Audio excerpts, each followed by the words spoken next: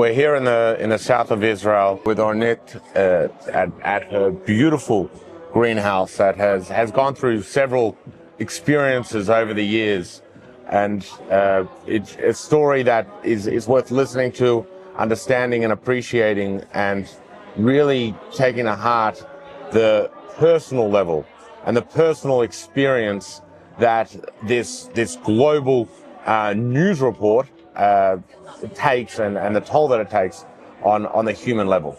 So, Ornit, if it's okay with you, I'd love you to tell me a little bit about your story and the experiences of this greenhouse. For 23 years, I lived in Gush Katif. I was a very happy farmer. I was a high school teacher from Technologic, and my husband was an agronome. So he studied agriculture, and he had many greenhouses. He grew cherry tomatoes, he grew melons, he grew many vegetables who were sent to transfer to Israel. About a third of the food from Israel was coming from Gush Katif. Gush Katif, when we came to Gush Katif... Could you explain a little bit about what Gush Katif is? Gush Katif is one of my settlement was Ganei Tal. There was about 20 settlements in Gush Katif. We lived in the Gaza bank. My settlement, Ganei Tal, was between the Muasi and Khan Yunis. We had about 20 settlements we have now Tzir Netzarim. Netzarim was a farm also that people grow. We had many greenhouses in Gush Katif. All of us know how to grow. We were high-tech of the agriculture. We grow special things like, until today, religious people can buy only letters and parsley and things like that from Gush Katif, and it's kasher. We need kasher for the religious people, and we had a special technology that we could make it without insects. So basically, you invented your own way of finding insects and taking insects out so that the vegetables were clean and pure vegetarian, essentially. Without many fertilizers, because this makes not healthy, and we wanted healthy food for the people in Israel. Most of the greenhouses were exporters. We exported, we would grow, you see the plants, we grew myrtle plants for export. They were sent to Holland, and they were sent in the bourse of Holland. We had a number in the bourse, and they were sold over there. We had Australian plants that were sent to the bourse, and it was a good business. And then in 2005 and 2004, they began to talk about disengagement. There were many protests in Israel. Many people went out. There was people on the streets protesting against it. Because they said as long as the Jews live in Gush Katif, we know what is going on with the Arabs in Gush Katif.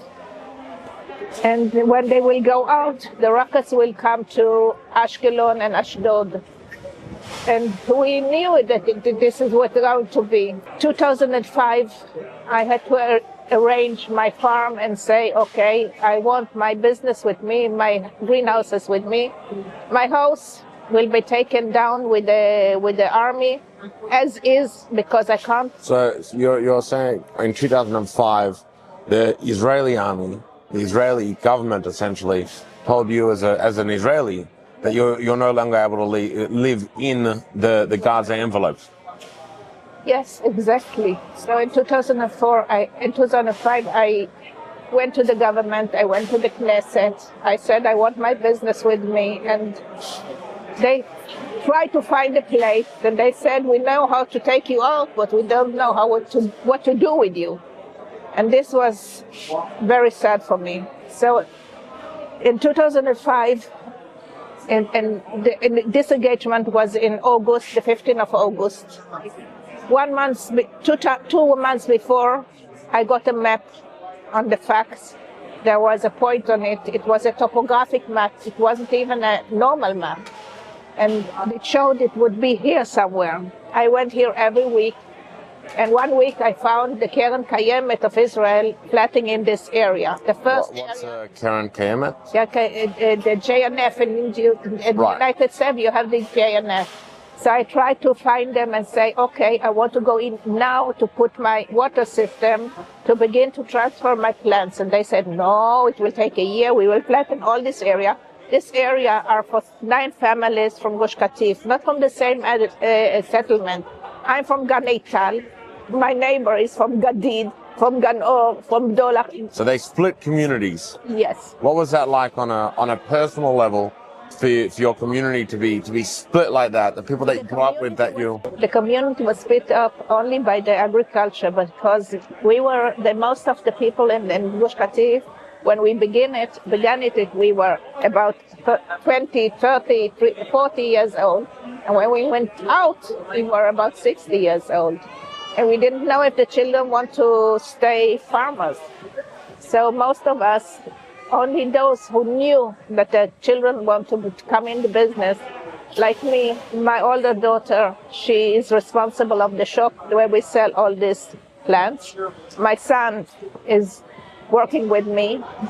So most of the people here have sons or daughters or something that is keeping on the business. So it's a family business. When they talked about the disengagement, I had to bring in people, because when they talked about it, the fences were down and nobody was allowed to come into Gush Katif.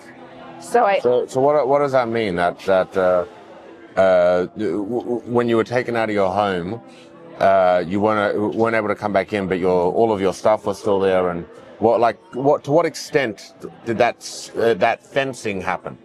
The fencing was for new people who didn't live in Gush Katif. I could go out, I could go in, but nobody who didn't live in Gush Katif. So if I wanted to bring, for example, a truck to send my plants, I had to write the name of the driver, his identity number, the identity number of the car, and some other stuff.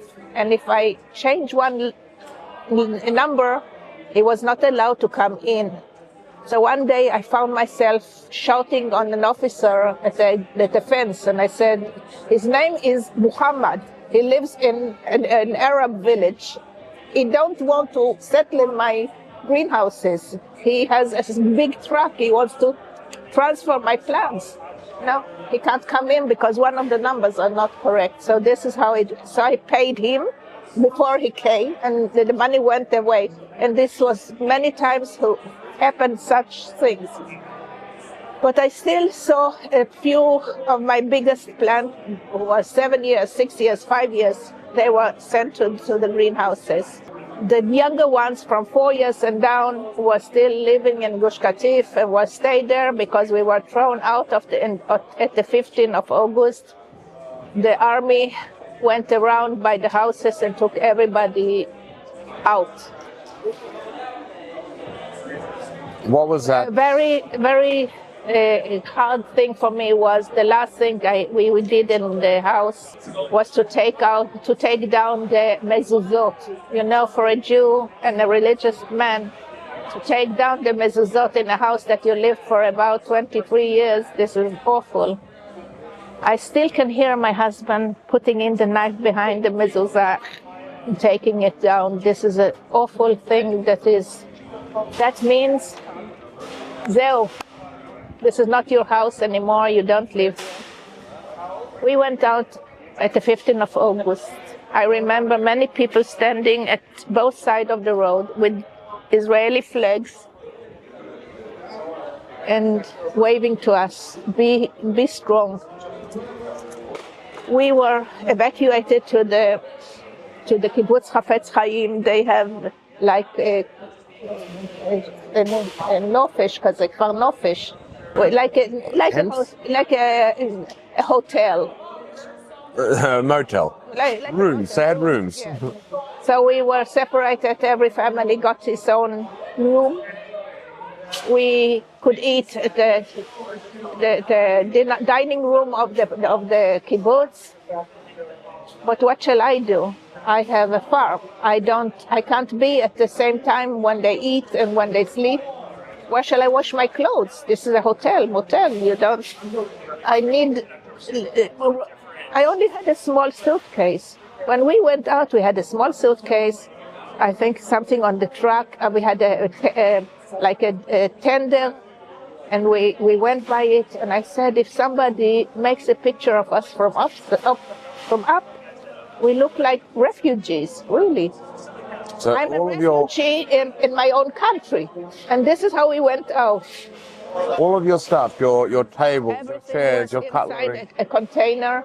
I didn't know where my container was, so only in 2012 I found in another settlement, in another. From 2005 till 2012. I didn't know where my container was, so only about 2 villages from me, I found that my container is on the 3rd floor. So to take out something from there was not we couldn't do it. Meaning like in a big warehouse, it was like stacked up. Yes, and we had to buy everything for new. And it was very hard for us. In the kibbutz Chafetz Chaim, the people were very nice to us. I remember the first morning.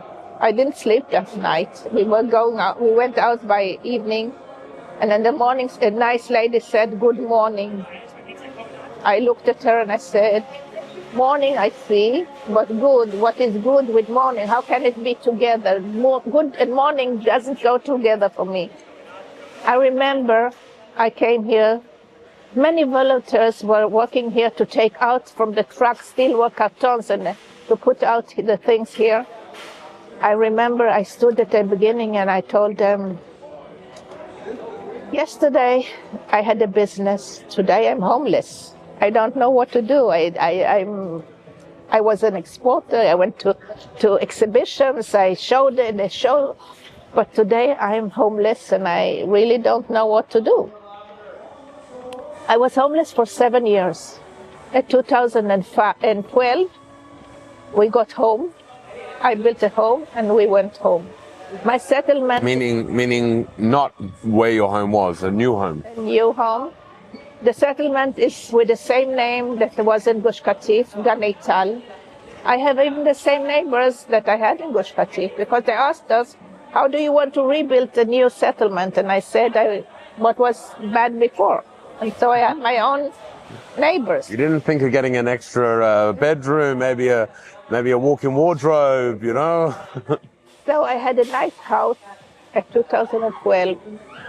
And I looked outside and there was my container. We opened it. The smell was awful because it was packed by volunteers. And everything was awful smell. We opened the first box and there was still cookies from 2012 and the cookies from 2005. Even my laundry from 2005 was still in the container. Many things were so smelly and we couldn't keep them. My religious books, like the Gemara, was sent to Gaza. We have to bury them. These are holy books. Only my prayers books from Rosh Hashanah, Yom Kippur, I kept them, even though they have a smell. So every year when I go to the Bet Knesset, I open my machzor and I look at both sides and what is the smell? It still has the smell of the container. Yes. Today? Until today. 20 years on. 20. Wow. And this is the remember of my Bet Knesset in Gush Katif. So I don't want to leave them. All the greenhouses in Gush Katif, there were many hundreds of dunams. We were not allowed to take them down because the Bank of Israel, the Bank of the United States bought them. My main worker, who was an Arab, I have 16 workers from Thailand, and I had about 10 workers for Arabs from the area, from Khan Yunis. My main worker, I left him my telephone and I left him money so he could get on. He said, the Bank of America bought the greenhouses from the government. All the greenhouses were torn down to take the iron of the greenhouses. I think with this they built the tunnels underground. They needed the iron, and they didn't need money to live, to eat. Even today, they don't work, and I don't know what is going on there. My telephone, I left him for 5 years, I think. He had a number he could phone, and I phoned him every time, and he said, it's awful here. We don't know what is going to be with us. When we worked for you, we had salary every month. We know what we could buy, and we know. Now we don't know anything what is going to be with us. Okay, so this was awful. I was sued by the Palestinians because they told me that I fired them. They were fired because I left, and I said no. I'm 7 kilometers from Gaza. They can come and work for me. Why don't they come? Why? I had to pay a lawyer. I had to pay many things. And then I was in the court, and I said to the court, am I allowed to phone my worker? I want you to hear him. And I phoned him, and I asked, did I fire you? And he said, no. But somebody went around here and said, if we can sue you, we will get the money from the government, not from you. No, I said, you are suing me. So I had to pay 50,000 shekel here and 50,000 shekel there, and the money, I didn't know where to find money. I took loans in the bank.